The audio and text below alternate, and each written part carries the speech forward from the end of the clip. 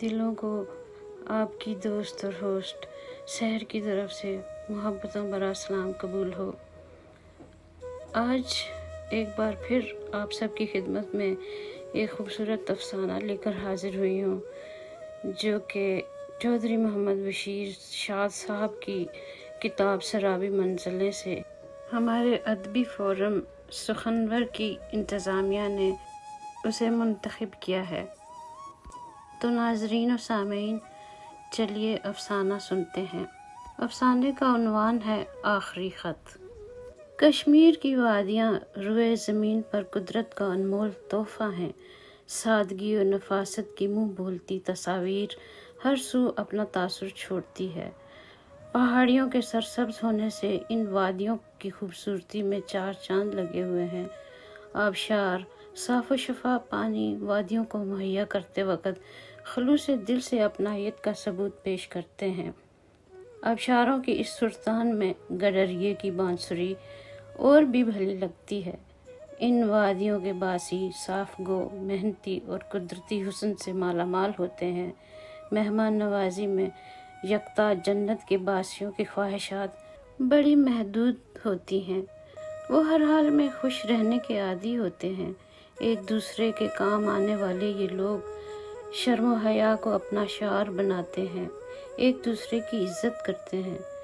गर्मियों में कुदरती एयर कंडीशन की ताज़ा मुअत्तर हवाएं इनके अज़हान को और उजागर कर देती हैं। मिलजुल कर काम करना इनका उसूल है। इन्हीं वादियों में चंद एक वादियाँ ऐसी भी थीं जहाँ प्राइमरी स्कूल की बुनियादी सहूलियात मुयस्सर न थीं। चंद एक झोंपड़ियों पर मुश्तमिल एक वादी ऐसी भी थी जो चारों तरफ से पहाड़ियों के दामन में फैली हुई थी। यहाँ के रहने वाले एक दूसरे के आबाओ अजदाद को भी जानते थे। इन्हीं लोगों में नूर हुसैन भी रहता था। पांचों वक्त का नमाजी, सच्चाई का परस्तार, इसकी कुल कायनात इसका वाहिद बेटा राजा था। नाम तो इसका अकबर था, लेकिन प्यार से सब इसे राजा ही पुकारते थे। जब राजा पैदा हुआ तो घर में एक वक्त की रोटी तक का एहतमाम मुश्किल था, लेकिन नूर हुसैन अपनी गुर्बत के हाथों कभी परेशान नहीं होता था। वो हमेशा सबसे यही कहता कि गरीब इंसान पर अल्लाह की रहमत होती है, क्योंकि वो सब्र जमील जैसी नेमत से मालामाल होते हैं और बहुत सारी बुराइयों से बच जाते हैं। जब राजा की उम्र सने बलूगत को पहुंची तो इसकी माँ इस दुनिया से कूच कर गई। नूर हुसैन दिली दिल में अपने साथी के बिछड़ने का सोग मना रहा था, लेकिन राजा को इसने जाहिर न होने दिया, मबादा ये फूल मुरझा न जाए। नूर हुसैन ने राजा को माँ का भरपूर प्यार भी दिया। हर सुबह शाम इसके खाने पीने में एहतियात बरती। स्कूल न होने की बिना पर बाप ने यह गवारा न किया कि वो दूर दराज जाकर तालीम हासिल करे, क्योंकि इसे हर वक्त राजा को अपनी आंखों के सामने ही रखना था। इसलिए दीनी तालीम देनी शुरू कर दी। राजा आहिस्ता आहिस्ता परवान चढ़ता गया। जब इसका बाप कंधे पर कुल्हाड़ा रखे जंगल की जानिब निकलता तो राजा भी साथ साथ होता। बाप लकड़ियां काटने में मशगूल हो जाता और राजा ऊंचे चीड़ों चनार में खो जाता। कितने तवील शज थे जो बाहम सर उठाए आज़ादी की सांस ले रहे थे। इन पर परिंदों का बसेरा और भी भला लगता था। राजा सुहाने ख्वाबों में खोया जिंदगी के लम्हात में इस कदर महव था कि इसे बाप के कुल्हाड़े की आवाज़ तक न आई। ख्वाब इस वक्त बिखर गए जब बाप की आखिरी हिचकी ने इसे झंझोड़ डाला। एक बड़े दरख्त के नीचे आकर इसका बाप दम तोड़ गया। पल भर में क्या से क्या हो गया। कैसे आलम में इसे आंखों में अंधेरे नजर आए।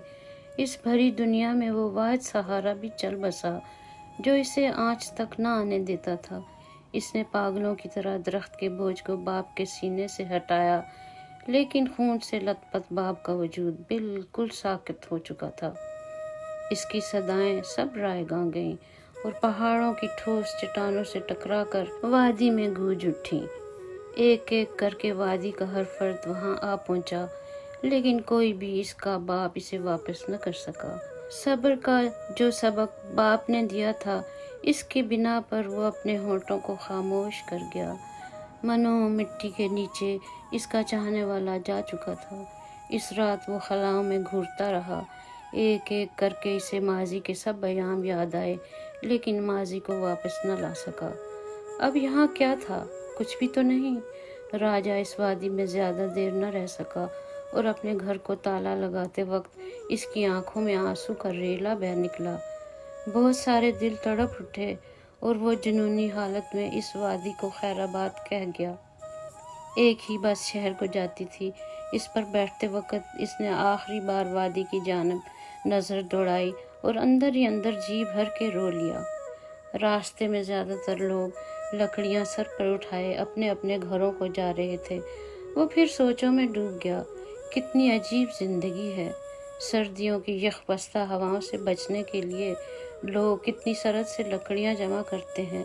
کیونکہ یہ وادیاں برف سے لد جاتی ہیں تو لوگ اپنے اپنے گھروں میں قید ہو جاتے ہیں، لیکن پھر بھی وادی کو نہیں چھوڑتے۔ وہ بھی کبھی وادی کو نہ چھوڑ کے جاتا اگر اس کا کوئی سہارا اس کے ساتھ ہوتا۔ اکیلا کیا کرتا؟ پہاڑوں کے سلسلے دھیرے دھیرے آنکھ سے اوجھل ہونے لگے تو اس نے آنکھیں بند کر لیں۔ شہر کی روشنیاں دوری سے نظر آنے لگی تھیں۔ کیا زندگی ہوگی شہر کی؟ اس نے کبھی سوچا تک نہ تھا کہ ایسا بھی ہوگا کہ وہ دنیا میں تنہا رہ جائے گا۔ بس اپنی رفتار سے فاصلے طے کر رہی تھی اور بالآخر ایک جگہ پر رک گئی۔ یہ بسوں کا اڈا تھا اور ہر طرف چہل پہل تھی۔ تازہ زخم تھے، شور شرابہ پسند نہ تھا۔ وہ مزید سفر کرنا چاہتا تھا تاکہ رات کٹ جائے۔ لاشعوری طور پر پنڈی جانے والی بس پر چڑھ گیا۔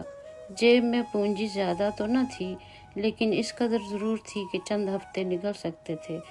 راول پنڈی کیسا ہوگا؟ اس کے خیال میں بہت ساری کشمکش تھی۔ ساری رات سفر کے ہچکولوں میں نکل گئی۔ وہ راتوں رات ہی پہاڑی سلسلوں سے دور بھاگ جانا چاہتا تھا تاکہ میدانی علاقوں میں وادیوں کی یاد بھلائی جا سکے۔ اسے اب لمبے لمبے درختوں سے نفرت ہو چکی تھی۔ نہ چاہتے ہوئے بھی نیند کبھی کبھار اس پر اپنا سایہ کر دیتی تھی اور وہ ہڑبڑا کر پھر اٹھ جاتا۔ بس میں سوار تمام مسافرین کتنے آرام سے سو رہے تھے۔ جب کبھی کوئی بچہ ماں کی گود میں رونے کی کوشش کرتا تو کتنی محبت سے والدین اسے تھپکیاں دے کر سلا دیتے۔ اسے اپنے ماں باپ یاد آ گئے۔ دل چاہتا تھا کہ اونچی اونچی آواز میں رو دے، لیکن کس کے آگے؟ چپ کرانے والا کون تھا؟ آہ بھر کے پھر سوچوں میں مشغول ہو جاتا۔ بس کی روشنیاں سڑک کی تاریکی کو مٹانے ڈرائیور کو راہ دکھا رہی تھیں، لیکن اس کے حصے میں اندھیرے ہی اندھیرے لکھے تھے۔ سفر کو کٹنا تھا، کٹ گیا۔ جیسے کٹا اسے خبر نہ تھی۔ نیم پہاڑی علاقوں سے بس قدرے میدانی علاقوں میں آ پہنچی تھی۔ کچھ ہی دیر میں راول پنڈی کی حدود اس کی آنکھوں میں گھومنے لگی۔ بس کنڈکٹر نے مسافرین کا سامان اتارنا شروع کر دیا اور راجہ اپنے وجود کا بوجھ لے کر بس سے اترا۔ کہاں جانا ہے اسے کچھ خبر نہیں تھی، کیا کرنا ہے کچھ پتہ نہیں، کس چھت تلے گزر و اوقات کرنی ہے کچھ خبر نہیں۔ اڈے سے نکلا تو پیٹ کے دوزخ نے آگ کے شعلے بھڑکا دیے۔ پانی کے چند گھونٹ حلق میں اتارتے ہوئے وہ اسلام آباد کی بس میں سوار ہو گیا۔ فیض آباد سے اسلام آباد کی سڑک پر بس یوں جا رہی تھی جیسے قالین پر چہل قدمی کی جا رہی ہو۔ یہاں بھی نیم پہاڑی سلسلے موجود تھے۔ اسے گھبراہٹ سی ہونے لگی، لیکن زندگی کے دن گزارنے کے لیے بہت ساری چیزوں کو نہ چاہتے ہوئے بھی برداشت کرنا پڑتا ہے۔ راجہ 0 پوائنٹ پر ہی اتر گیا۔ وہاں سے سڑکوں کی خاک چھانتے ہوئے اس کے پاؤں ایک نئی عمارت کی جانب بڑھنے لگے۔ مستری مزدور اپنے اپنے کاموں میں لگے ہوئے تھے۔ راجہ بڑے غور سے سب کو دیکھتا رہا اور جب ایک بوڑھا مزدور سیڑھیاں چڑھتے ہوئے پھسلا تو راجہ سے نہ رہا گیا۔ وہ دوڑ کر آگے بڑھا اور بوڑھے مزدور کو اٹھا کر سینے سے لگا لیا۔ بابا، چوٹ زیادہ تو نہیں لگی؟ بابا ایک ٹک راجے کو دیکھتے جا رہا تھا۔ چند ثانیے ایسا ہی رہا، پھر تمام مزدور آ گئے۔ راجہ وہاں سے چلنے لگا تو بابا نے آواز دی، بیٹا ادھر آؤ۔ ہاں بابا۔ کہاں رہتے ہو؟ اس بڑے آسمان کے نیچے۔ کیا کرتے ہو؟ چہل قدمی۔ سب لوگ ہنس دیے اور راجا کو اس لمحے اپنی بے بسی پر رونا آ گیا، لیکن وہ رو نہ سکا۔ بابا پھر سے کہہ رہا تھا کہ بیٹا اگر کام نہیں ہے تو یہاں کر لو۔ اتنے میں مستری آ گیا اور اس نے بھی راجا کو ڈھارس بندھائی۔ راجا کبھی بوڑھے مزدور کو دیکھتا تو کبھی نیم پہاڑی سلسلوں کو۔ اسی مدوجزر میں وہ سب کو چھوڑ چھاڑ پھر 0 پوائنٹ کی جانب بھاگ نکلا۔ بابا آوازیں دیتا رہا، لیکن دوسرے مزدور اسے کہہ رہے تھے کہ بابا خاموش بھی ہو جا، کیوں پاگلوں کو آوازیں دیتا ہے؟ اور بابا کی آواز بھرا گئی۔ کچھ کہتے کہتے وہ رک سا گیا، دل کا غبار دل ہی میں رہ گیا۔ راجا ایک بار پھر بس اڈے پر پہنچ گیا۔ لاہور کی بس تیار تھی، وہ بغیر سوچے سمجھے اس پر سوار ہو گیا۔ جوں جوں بس میدانی علاقوں کی جانب بڑھ رہی تھی، اس کے ذہن میں پتھریلی تہیں جمتی جا رہی تھیں۔ دریائے جہلم کے پل کو جب بس پھلانگ رہی تھی تو دریا کی دریا دلی اسے اچھی لگی۔ آبشاروں کی طرح دریا کا پانی دھیرے دھیرے بہتا جا رہا تھا، بالکل اس کی طرح لہلاتے کھیت پنجاب کی اقتدار کو نمایاں کر رہے تھے۔ دریائے چناب پر سے گزرتے ہوئے اسے یوں لگا کہ پرانی داستان کی ستم رسیدہ آواز آج بھی اس سے آ رہی ہو۔ اس کے زخم پھر سے تازہ ہو گئے، مگر جلد ہی پھر میدانی علاقوں کی وسعت اسے اپنی سوچ کو بدلنے میں کافی حد تک مدد دینے لگی۔ زندہ دالان لاہور کی شناخت راوی کے آثار سے ظاہر ہونے لگی۔ دور ہی سے بادشاہی مسجد، شاہی قلعے کا وقار اور پاکستان کی یاد دلانے والا مینار اپنی مثال آپ پیش کر رہا تھا۔ ملی جلی کیفیت میں راجا ہر شے کو دیکھے جا رہا تھا، لیکن سکون پھر بھی کوسوں دور تھا۔ بس اڈے پر جا لگی، میلے کا سا سماں تھا، لوگوں کا جم غفیر بھاگ دوڑ میں لگا ہوا تھا۔ تانگے والوں کی اپنی ایک آواز تھی، ٹیکسی، رکشے اور ریہڑیوں والے بھی اپنی اپنی روزی میں لگے ہوئے تھے۔ اتنے میں ایک تانگے والے نے آواز دی، باؤ جی داتا صاحب چلنا ہے؟ جی ہاں جی، آؤ پھر، بسم اللہ، بیٹھو جناب، چلیے۔ راجا تانگے والے کے ساتھ ہی بیٹھ گیا۔ یکایک سواریاں داتا صاحب کے لیے پوری ہو گئیں۔ تانگے والے نے گھوڑے کو تھپکی دی، اوئے خیر ہووے تیری، باؤ جی ذرا بچ کے، بابا جی ذرا لمبے ہو جاؤ، اے داتا صاحب، بھائی جی دھیان دے نال، او جیویں۔ تانگے والا پیارے پیارے رٹے رٹائے فقرات معمول کے مطابق الاپتا جا رہا تھا۔ راجا کو تانگے والے کی یہ عادت بہت اچھی لگی، اس کی محنت بھی پسند آئی۔ گھوڑا خاصا صحت مند تھا۔ ایک سواری کہنے لگی، بھائی آپ کا گھوڑا ماشاءاللہ بہت اچھا ہے، کیا ٹاپو ٹاپ چل رہا ہے؟ او خیر ہوئے باؤ جی تہاڈی، اے میرا یار اے یار۔ باتوں ہی باتوں میں تانگے والا داتا صاحب لے آیا۔ لو بھائی داتا صاحب آ گیا جے، رب راکھا، زندگی رہی تے پھر ملیں گے، باؤ جی بچ کے۔ اور تانگے والا پھر مشغول ہو گیا۔ راجا ایک بار پھر سڑک ناپ رہا تھا۔ وہ آہستہ آہستہ مزار کی جانب چلا آیا، وضو کر کے دعائے خیر کی۔ بھوک الگ ستا رہی تھی۔ ایک قطار میں لوگ دال روٹی لے کر بڑے مزے سے کھا رہے تھے تو دوسری قطار میں حلیم بانٹی جا رہی تھی۔ کہیں میٹھے چنے تقسیم ہو رہے تھے تو کہیں چنے کی بریانی بانٹی جا رہی تھی۔ پلیٹ کا کام اخبار کے ایک ٹکڑے نے کر دیا اور راجا بریانی کے لقمے پر زندہ دالان لاہور کی عظمت کو سراہنے لگا۔ پیٹ میں ایندھن کچھ قدرے بھر کر وہ دوسری قطار میں جا کھڑا ہوا۔ جب دال روٹی ہاتھ کی ہتھیلی پر آئی تو سوندھی سوندھی خوشبو نتنوں کو تر کر گئی۔ نوالے حلق میں گزارتے ہوئے اسے یوں لگا کہ یہاں کے رہنے والے کتنے سخی دل ہیں۔ پانی کی ٹوٹی کھول کر جی بھر کر پیاس بجھائی اور اللہ تعالیٰ کا شکریہ ادا کرتے ہوئے وہ مسجد کی جانب چلا گیا۔ وہاں کے نقش و نگار بھی بتانے والوں کی لگن ظاہر کر رہے تھے۔ راجا قدرے سکون محسوس کر رہا تھا۔ اللہ کے گھر میں بے شک سکون ملتا ہے۔ مسجد سے باہر نکلا تو دیکھا کہ بہت سارے مزدور اکٹھے بیٹھے دال روٹی کھا رہے تھے۔ وہ سوچنے لگا، بہت ممکن ہے ان لوگوں سے مجھے کام مل جائے، لیکن کس طرح سے بات شروع کی جائے؟ اسے اس کا قطعی تجربہ نہ تھا۔ وہ ان کے نزدیک جا کر کھڑا ہو گیا۔ काफ़ी देर खड़ा रहा। मजदूर बड़ी खुशी से खाते भी जा रहे थे और साथ साथ बातें भी किए जा रहे थे। एक दरमियानी उम्र के आदमी ने बिला आखिर इससे पूछ ही लिया, क्या बात है बेटा, खड़े क्यों हो? खाना खाना है तो आ जाओ मैदान में। राजा फौरन हुक्म की तामील करते हुए इनके साथ बैठकर खाना शुरू हो गया। चलो इसी बहाने से इनसे बातचीत भी शुरू हो जाएगी, वक्त सब कुछ सिखा देता है। वही आदमी फिर से पूछ रहा था, कहाँ रहते हो? जी अभी अभी तो आपके शहर में आया हूँ। समझ गया, काम करोगे? क्यों नहीं, क्या नाम है तुम्हारा?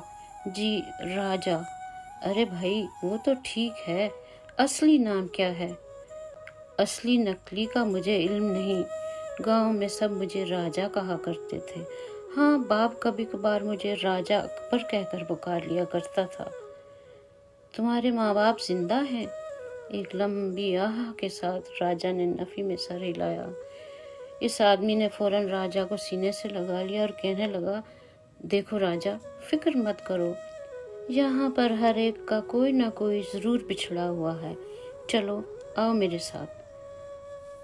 और इसी के साथ ही सब एक एक करके चल दिए। भाईजान आपका नाम क्या है? राजा ने जुर्रत कर ही ली। ओह हाँ, ये बताना तो मैं भूल ही गया, मेरा नाम अब्दुल गनी है, मिस्त्री अब्दुल गनी। एक मुद्दत से इमारतें बनाने का काम कर रहा हूँ। समझ लो जद्दी पुश्ती काम है। बड़ी बड़ी खूबसूरत और कीमती से कीमती इमारतें बनाई हैं मैंने, लेकिन अपने घर में अभी तक प्लास्टर भी नहीं कर सका। वक्त नहीं मिला होगा आपको। तुम भी सही हो राजा, मिस्त्री को वाकई वक्त नहीं मिलता और शायद मरते दम तक भी नहीं मिलेगा। बातों ही बातों में फासला तय हो गया।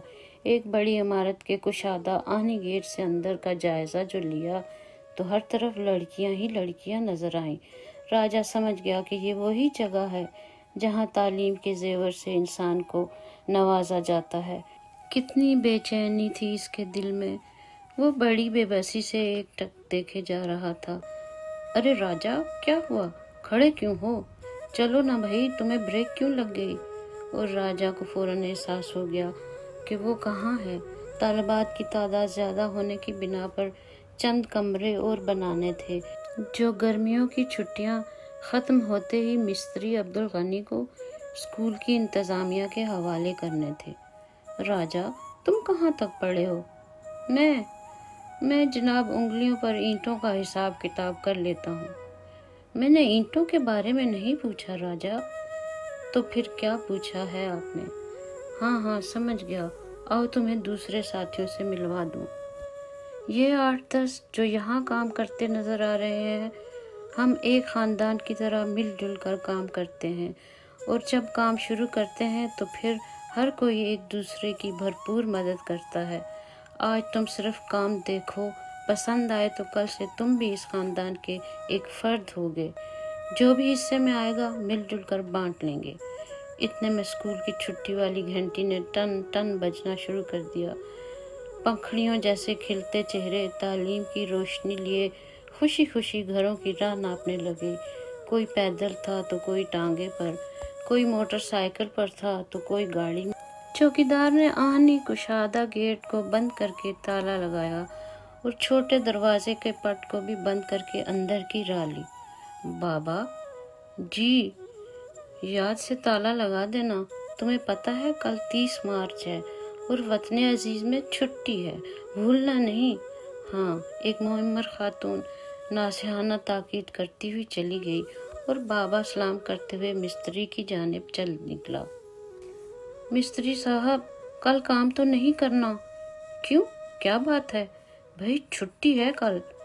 छुट्टी होगी तुम्हारी बाबा, हमारी तो हर रोज छुट्टी हो सकती है। जब बारिश हुई छुट्टी हो गई। हम तो इतना जानते हैं कि अगर कल धूप अच्छी लगी तो काम ठकाठक होगा और मौसम खराब हुआ तो काम बंद। धत तेरे की, जब से तुम यहाँ आए हो काम करने, हमारी तो सब छुट्टियाँ तुमने बर्बाद कर दी। बाबा जी, इस उम्र में छुट्टियाँ क्या करनी है? एक ही बार आराम से घर क्यों नहीं बैठ जाते? मिस्त्री जी, तुम भी ठीक कहते हो। चलो खैर, ये लो, एक चाबी तुम रख लो, लेकिन ख्याल रखना अंदर कोई गैर ना आने पाए। छुट्टी वाले दिन कौन आता है बाबा यहाँ? मिस्त्री जी, लफंगे आ जाते हैं यहाँ। हमें लफंगे कहा? बाबा जी, ये बात अच्छी नहीं। तुम खुद लफंगे बनना पसंद करो तो तुम्हारी मर्जी, वरना मैंने तुम्हें ऐसा नहीं कहा। तो फिर किसको कहा? मेरे राजा को? कौन सा राजा? यहाँ सब राजे महाराजे हैं। तुम भी बातों में लगाकर मुझे शाम तक यहीं बिठाए रखोगे? ना बाबा ना, मैं चलता हूँ। और इसके साथ ही बाबा चल दिया। मिस्त्री अब्दुल गनी गेट तक इसके साथ गया और फिर गेट के आने दरवाजे मुकम्मल तौर पर बंद कर दिए गए। काम बड़ी तंदुई से हो रहा था। मिस्त्री अब्दुल गनी मुंह में कुछ गुनगुनाता भी जा रहा था, जिसकी समझ बावजूद कोशिश के राजा को न आ सकी। वो बगौर सबको देखता रहा, किस तरह नीचे से ईंट ऊपर जाती है और फिर किस चाबुक दस्ती से मिस्त्री अब्दुल गनी इस ईंट को दबोच लेता है। खराश तराश करके जहाँ इसने लगाना होता है लगा देता है। रेत, बजरी और सीमेंट के महलूल को बनता देख रहा था। कांडी, तेसी और गरमाला के नाम अजबर कर रहा था ताकि कल काम करने पर इसे आसानी हो जाए। मिस्त्री अब्दुल गनी कभी कभार हाँ भाई राजा ठीक हो का मीठा मीठा लुकमा दे देता। राजा इसके जवाब में हल्की सी मुस्कुराहट नमदार करके तबादला करता। काम खत्म होते ही सब अपने अपने हथियारों को साफ करके और हाथ मुंह धोकर चलने की तैयारी में थे कि मिस्त्री जी ने सबके हाथ पर इनकी कमाई एक एक नोट गिनकर थमा दी। हर एक चेहरा खिल उठा।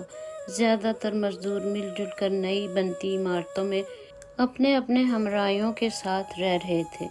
वो चल दिए। मिस्त्री अब्दुल गनी ने राजा को देखा और फिर अक्कू को आवाज दी। अकरम दौड़कर वापस आया। हाँ जी यार, राजा को भी साथ ले जाते। कल मैं इसके खाने पीने और सोने का बंदोबस्त इसी इमारत में कर दूंगा। ठीक है मिस्त्री जी। मिस्त्री अब्दुल गनी ने राजा के कंधे पर थपकी दी और वो दोनों सलाम करके चले गए। मिस्त्री ने भी अपने घर की राह ली। थोड़े ही फासले पर एक और नई इमारत बन रही थी। वहाँ 3 मजदूर और भी थे।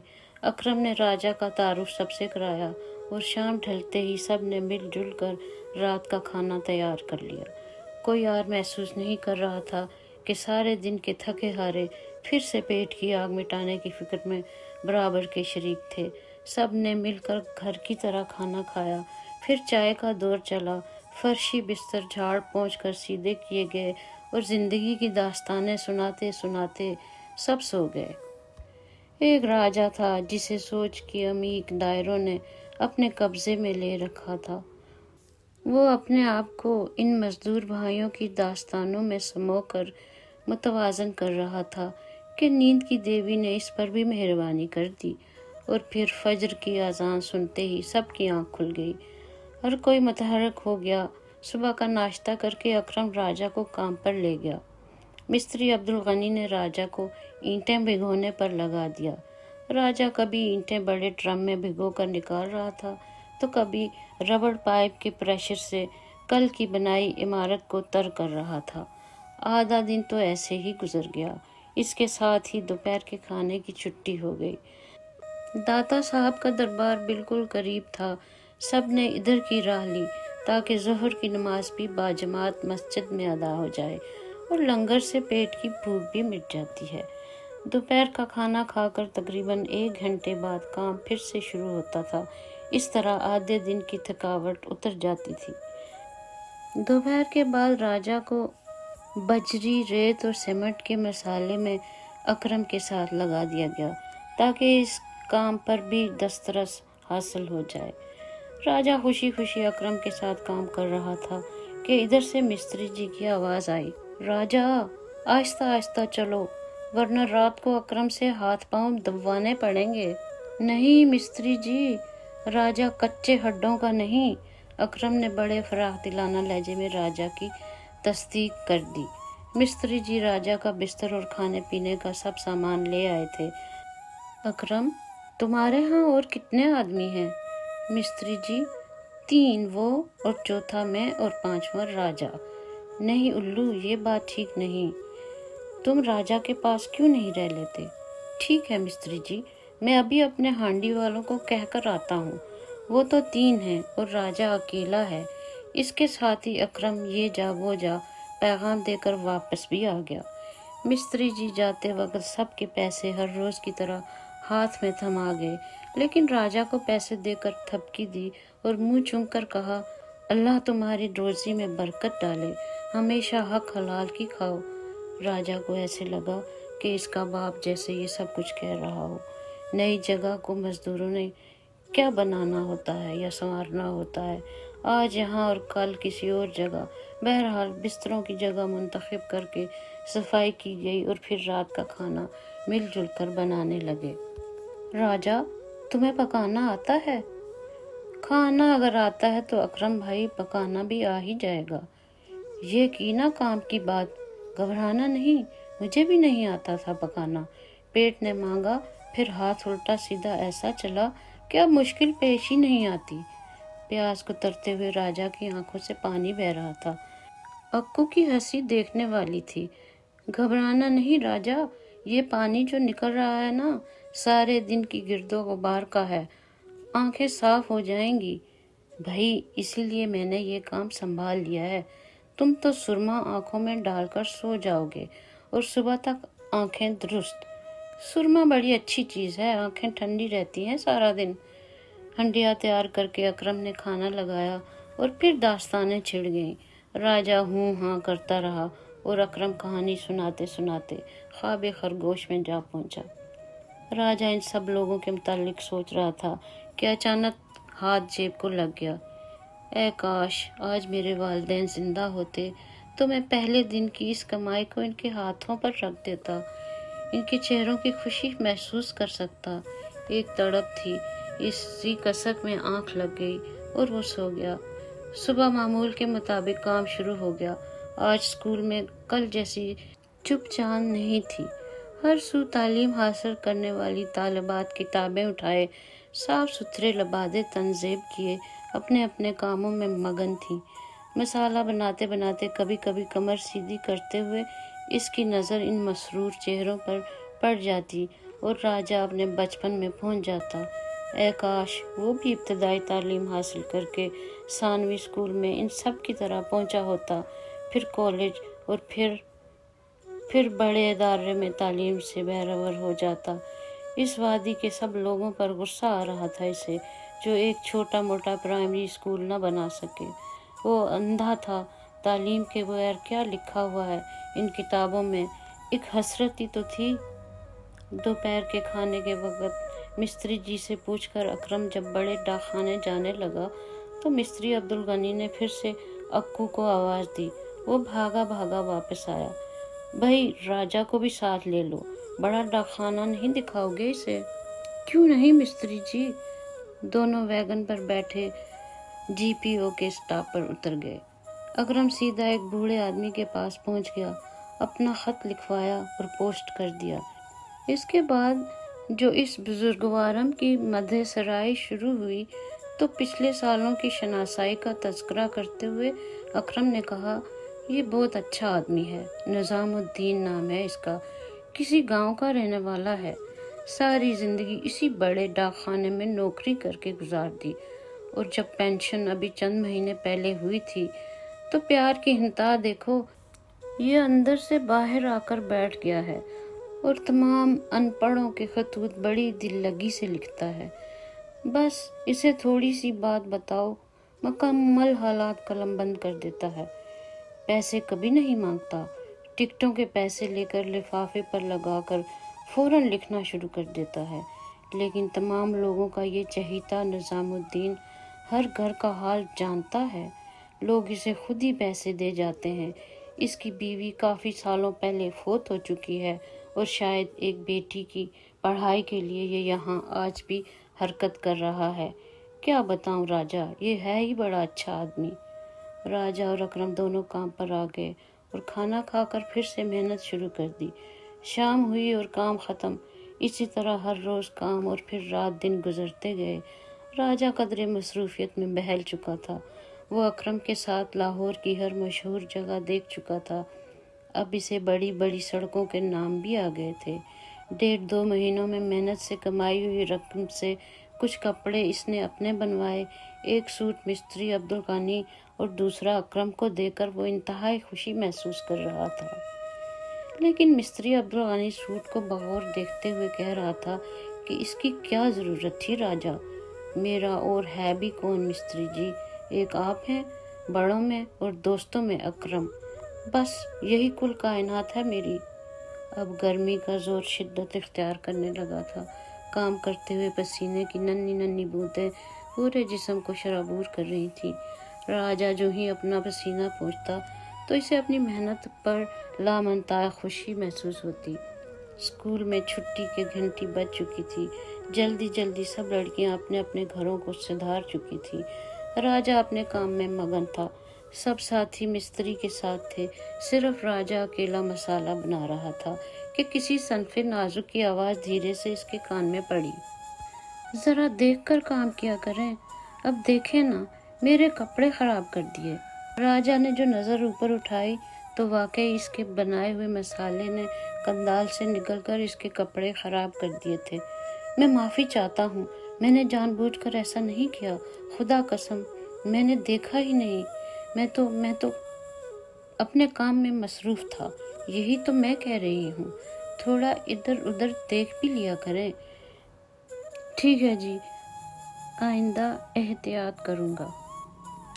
2-4 रोज़ में वैसे भी गर्मियों की छुट्टियाँ हो जाएंगी, फिर आप एहतियात करें या न करें कुछ फ़र्क नहीं पड़ेगा। राजा और क्या कहता, देखता ही रह गया कि क्या हो गया था कि खामखा इसकी गफलत की वजह से किसी के उजले कपड़ों पर धब्बे लगे। लेकिन सिवाय अफसोस के अब वो कर भी क्या सकता था। स्कूल की तालबा तो जा चुकी थी, लेकिन वो बेहद शर्मिंदा था। शाम ढले मशीनी घंटे ख़त्म करते हुए इसकी ज़हनी थकावट काफ़ी हद तक बढ़ चुकी थी। रात अकरम न जाने क्या क्या सुनाता रहा और वो एक ही डगर पर अपनी सोच मरकूज़ किए पिसता रहा कि इसने गलती क्यों सरजद की, क्यों नहीं इसने देखा कि कोई नज़दीक से गुज़र रहा है। सुबह हुई तो राजा की नज़रें कुछ ढूंढ रही थीं। लाशऊरी तौर पर इसकी निगाह उठ जाती। इतने में इसने देखा कि वही लड़की फिर आ रही है। वो जो ही नज़दीक से गुजरी, राजा ने कदाल छोड़ दी। काम छोड़कर वो एकटक इसे देखता ही रहा। ऐसे लग रहा था कि किसी सरबराह को मार्च पास्ट देते हुए सलामी की रस्म अदा की जा रही हो। राजा अपनी जगह से हिला तक नहीं, जामद होकर रह गया। लड़की की बेसाख्ता हंसी नरमो नाजुक पंखड़ियों जैसे लबों पर ऊद कर आई और वो छुई मुई सी घनघोर गटान जैसे बालों को पुश्त पर लहराती राजा को मुड़कर देखती हुई क्लासरूम में चली गई। कई बार राजा की नज़रें इस खौफ से ऊपर उठ जाती कि कोई नज़दीक से गुजर तो नहीं रहा। स्कूल में छुट्टी हुई तो राजा ने बड़ी एहतियात की। मान नज़रें जो उठी, न जाने क्यों वही लड़की आज सबसे आखिर में क्लासरूम से निकली। नज़दीक से गुजरते गुजरते एक ख़त फ़ौरन ज़मीन पर लापरवाही से फेंकते हुए ये कहकर चली गई कि कल इसका जवाब ज़रूर देना, क्योंकि कल आखिरी दिन है, फिर छुट्टियां हो जाएंगी। राजा की तो जैसे जान निकल गई, काटो तो खून नहीं। खौफ के मारे इसके रोंगटे खड़े हो गए। इर्द गिर्द नज़रें दौड़ाकर इसने फ़ौरन मुड़ा तुड़ा ख़त पकड़ लिया। पूरा जिस्म कांप रहा था। वो बर्क रफ्तारी से मिस्त्री जी के पास गया। मिस्त्री जी, हाँ कहो राजा, क्या बात है? अकरम को ज़रा नीचे भेज दें, मेरी तबीयत कुछ ठीक नहीं, मैं बाज़ार से एस्प्रो लेकर आता हूँ। अकरम राजा के काम पर लग गया और राजा ने जल्दी जल्दी हाथ मुंह धोकर वैगन पकड़ बड़े डाकखाने की राह ली। मुट्ठी में खत लिए वो बाबा निज़ामुद्दीन के पास पहुंच गया। बाबा जी, हाँ बेटा, क्या बात है? ये खत मुझे पढ़कर सुना दें बाबा जी। हाँ बेटा, क्यों नहीं, फिर जवाब भी लिख देंगे। भाई, लिखने लिखाने के लिए तो यहाँ बैठे हैं, फिर जल्दी से खत खोल कर बताएं, इस लड़की ने अपना नाम लिखा है इसमें। बाबा ने जल्दी से ऐनक सीधी करते हुए तमाम सतूर पर नजरें दौड़ाईं। ऐनक को फिर से सीधा किया, लेकिन नाम तो कहीं लिखा ही नहीं। अच्छा चलो सुनो, लिखा क्या है? भाई लिखा है, प्यारे प्यारे ढेरों सलाम। तुम बहुत अच्छे हो, तुम्हारा भोलापन बहुत अच्छा लगा। तुम्हारा नाम भी तुम्हारी तरह प्यारा ही होगा।